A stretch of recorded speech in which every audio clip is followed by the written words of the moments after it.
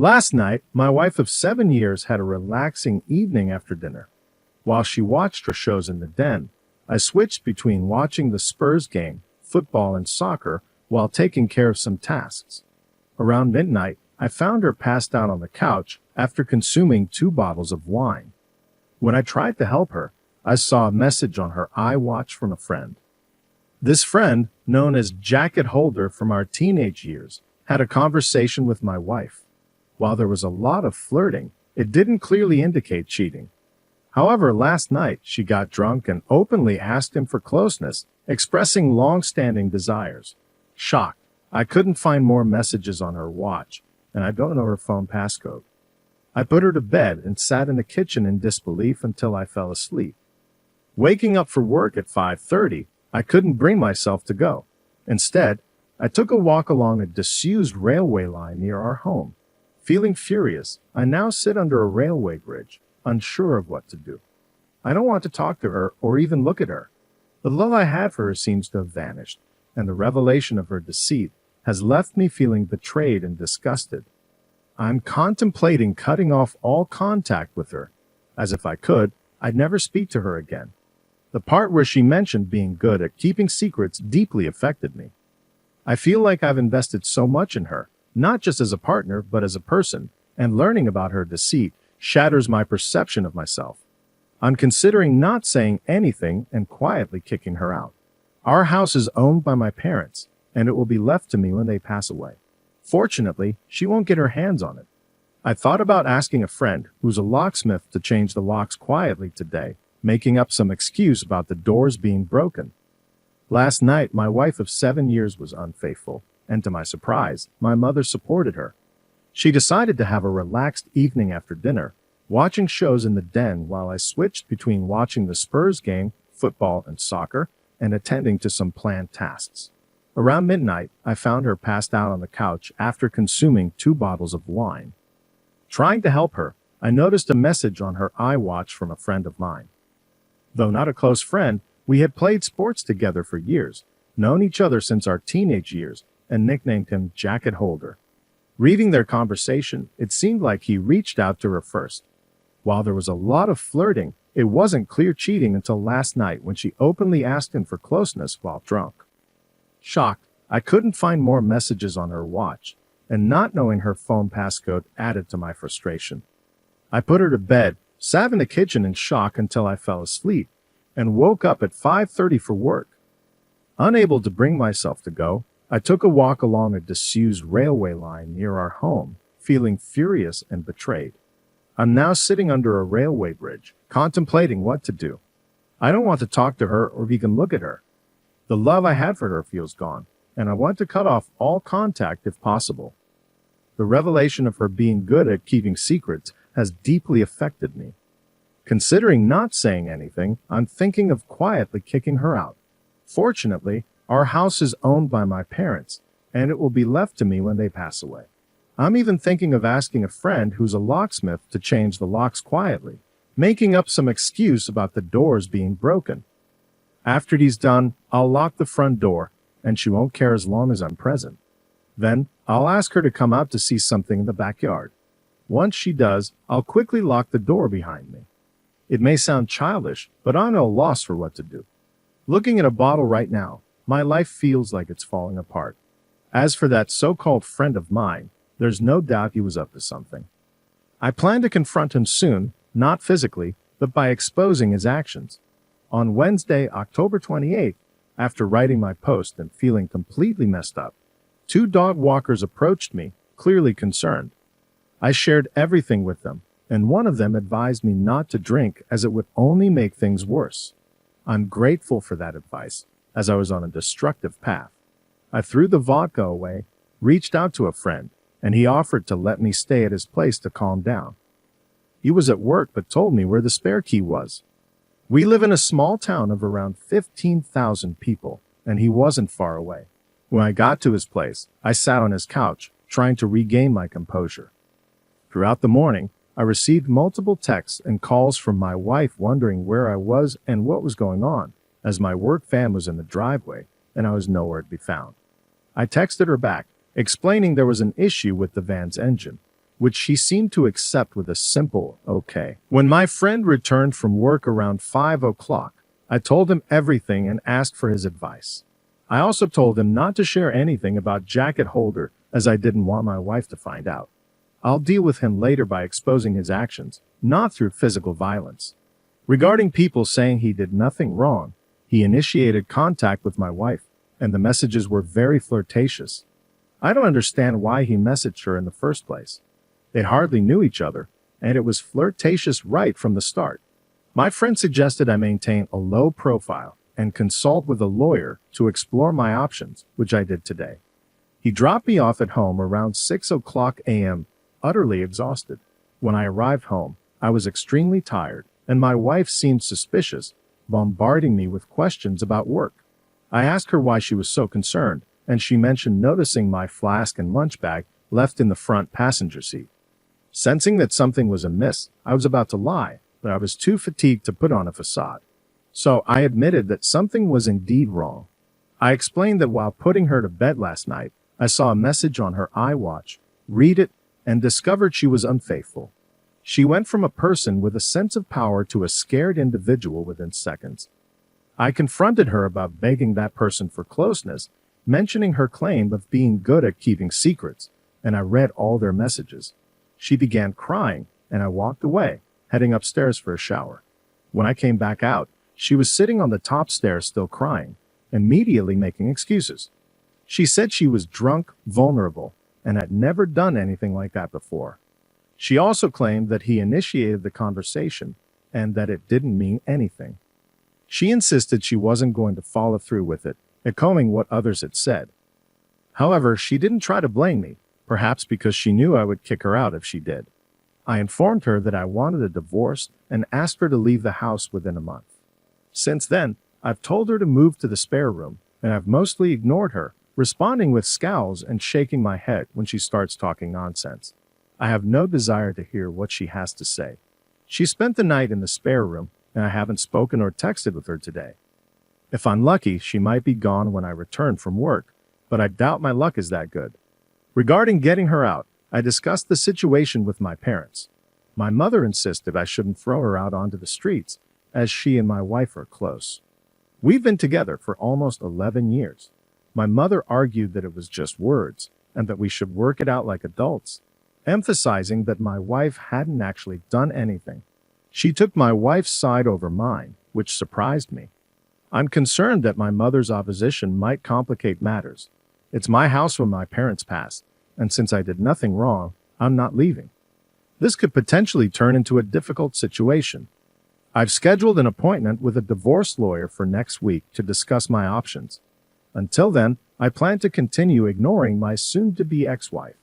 I doubt she'll admit anything further, and now I'll never know if she was an excellent liar or just talking to gain his support for an affair. I apologize for the delay in the update. I had the chance to write it now as I'm finishing work. Back to the grind, I suppose. Monday, November 16th. It has been 20 days since I discovered my wife's attempt to cheat on you with my friend, and the situation has become unbearable. I gave her a month to leave, and she has been sleeping in the spare room. However, it's evident that she has no intention of leaving, especially after influencing my mother. She doesn't have a place to go, but that's not my concern.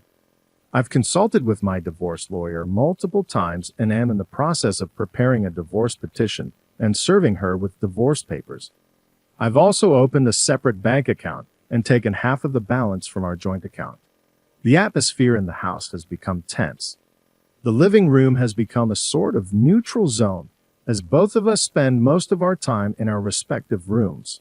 I've intentionally been working late to minimize interaction with her. I've been completely ignoring her, but I started implementing the 180-in method, which advises being civil albeit somewhat distant. It has helped me avoid feeling like a monster who refuses to acknowledge her existence.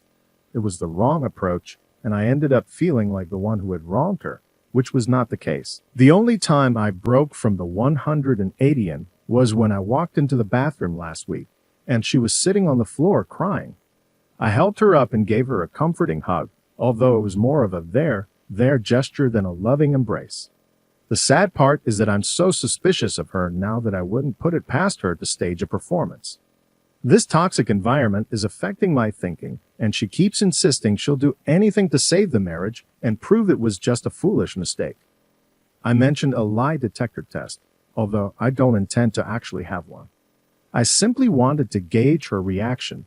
She initially agreed to it, but later came to me with her tablet, discussing the inaccuracies and the potential for false readings due to anxiety and nervousness. Given her anxiety disorder, I couldn't help but laugh. It wasn't a normal chuckle. It turned into a childish giggle. It seems she's willing to do anything to save the marriage except taking a lie detector test, which is intriguing. However, it doesn't matter anymore, as I mentioned in my previous post. All the love I had for her vanished when I read those hurtful things. I no longer see her as my true love or someone I can trust with my life. I see her as trash that needs to be removed before it stinks up the place. After I exposed Jacket Holder to our friend group a few weeks ago, he has been a topic of conversation. It's safe to say he's lost all his friends among us and has been completely isolated. I attempted to contact him a few times, but he refused to answer and eventually blocked my number. I have no sympathy for that little rat. I hope it was worth it. I've had numerous conversations with my mother about this situation, and during a heated argument, I asked her why she was taking my wife's side. I wanted to know if there was something she wasn't telling me. Was she expecting us to live as roommates, pretending nothing happened? It seemed absurd to me. My mother explained that she has always seen my wife as the daughter she never had but always wanted. My mother had an unborn daughter before I was born, which has haunted her. She attached herself to my wife since we got together, and they share a close bond. Since my wife doesn't have family or many friends with busy lives, my mother finds it unacceptable to throw her out, especially during a pandemic. My mother tried to reach a compromise, suggesting we revisit the situation in 3 or 4 months and encouraging us to try couples counseling before giving up. I'm unwilling to do that, as the thought of spending Christmas under the same roof as my wife makes me feel sick. She always wants to do it right, and it would be a complete disaster. My father, on the other hand, is a quiet and reserved man. My mother's opinion has always held more weight in our household. Some people have criticized me, calling me selfish and spoiled because the house isn't mine and I have no right to make demands. However, it has now come down to a choice between my wife and me for my parents. If it comes to that, I'm prepared to walk out the door and never return. I need to be able to look at myself in the mirror with self-respect, and someone needs to keep their word in this situation. If I do leave, a friend has offered me a place to stay for a few weeks until I get back on my feet. But if I do walk out that door, I'll cut ties with my parents. They may see it as me giving up on them without trying to fix things, but I see it as them choosing someone who broke my heart over me. The logistics of this once I'm gone are unclear, with my wife staying there and my mother and father taking care of her, while their own child goes off alone. Regarding the house, my parents allowed us to move in a year after our wedding. They presented it as a belated wedding gift, although that was just the talk at the time. Their plan was always to move out and have us move in. I've invested tens of thousands in it over the years, but that's beside the point. I have daydreams of leaving everything behind, starting fresh in a new place, but I have nowhere else to go. I've lived in this town my entire life, and it's all I know. Am I being too harsh? I'm ready to sever ties with my parents, but I feel torn. Why should I be the one to lose everything and everyone? I've tried to be a good person, believing that good things happen to good people, but now I'm starting to doubt myself.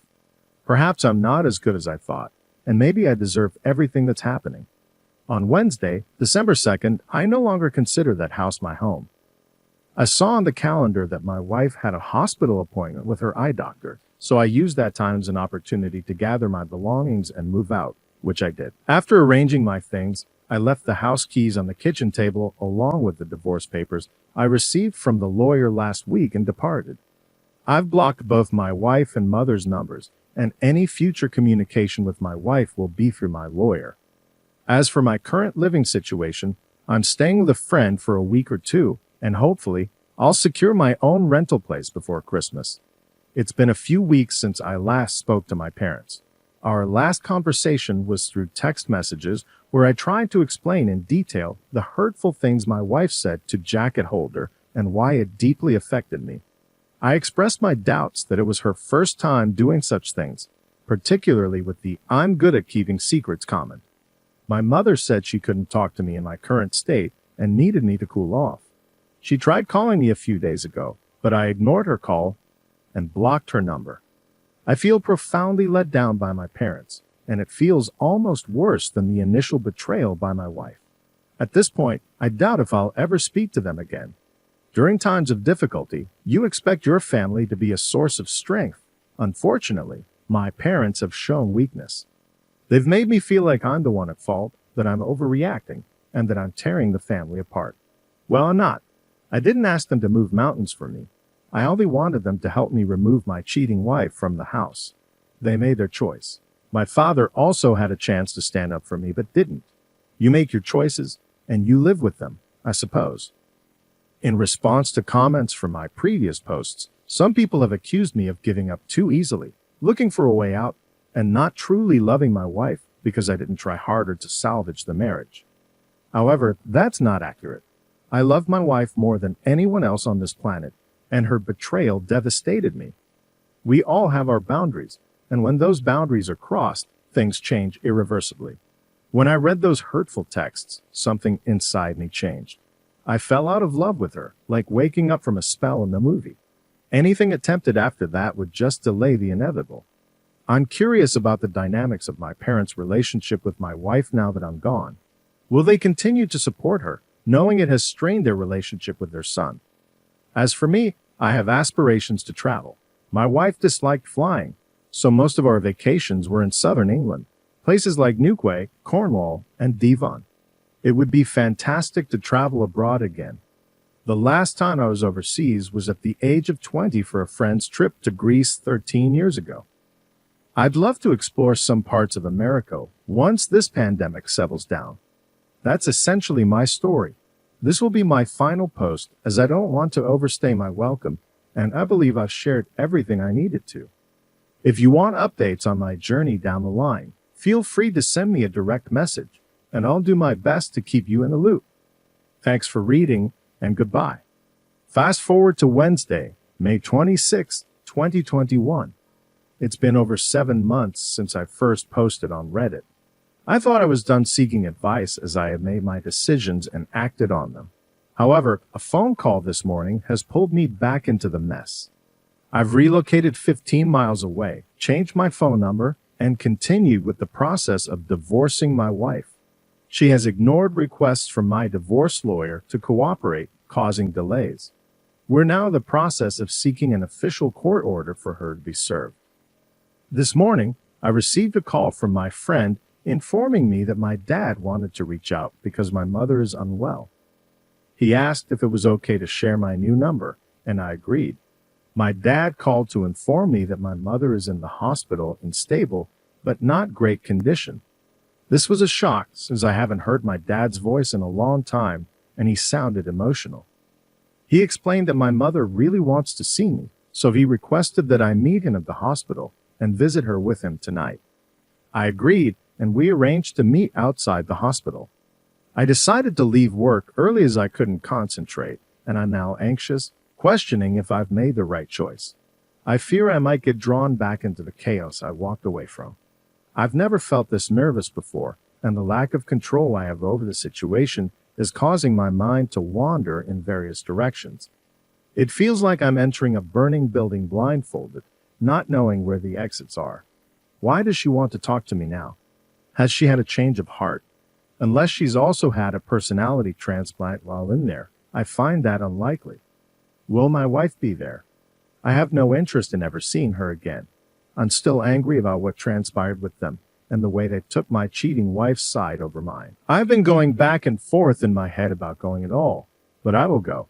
I was also thinking about seeing if she wanted to speak over the phone instead, but I'm not sure if she would do that or even if she's well enough. I feel like the bad guy here and that I might have caused this by walking away. How would you handle this? On Saturday, May 29th, I did end up going to the hospital on Wednesday night. After much deliberation, I was on the verge of backing out at the last minute as my courage wavered, but I needed closure and knew I'd regret it if I didn't go. When I arrived at the hospital's parking lot, I couldn't help but feel paranoid, half expecting my wife to jump out from behind a bush or something. I met my dad at the entrance, and it was quite awkward as he tried to hug me, but I declined. I made it clear that if my wife had any presence here, I would turn and leave. He assured me she wasn't around, and we proceeded to the ward where my mother was. When I saw my mother, I was shocked at her appearance. She seemed to have been through a lot. I've never seen her look so frail. She had a severe black eye along with bruises and discoloration on one side of her face.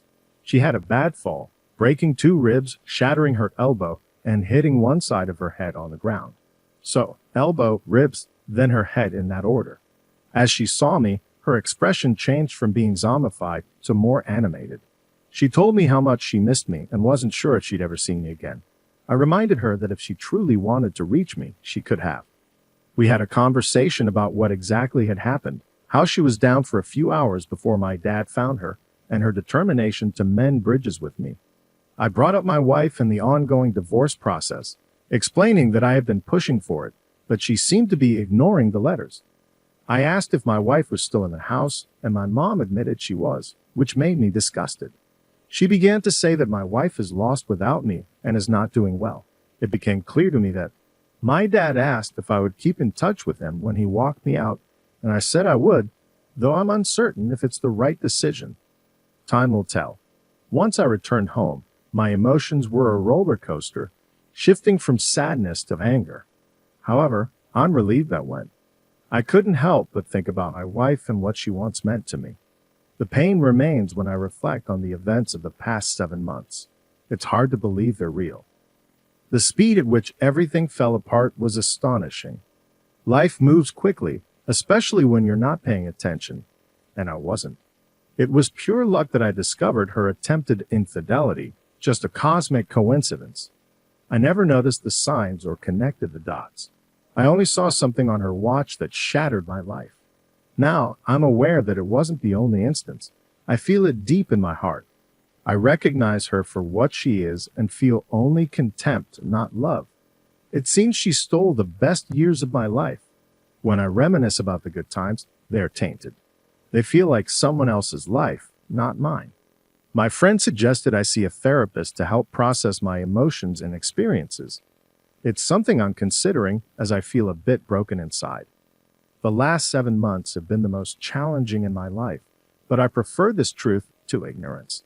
I'm saddened by how it all unfolded, but you can't choose how someone betrays you.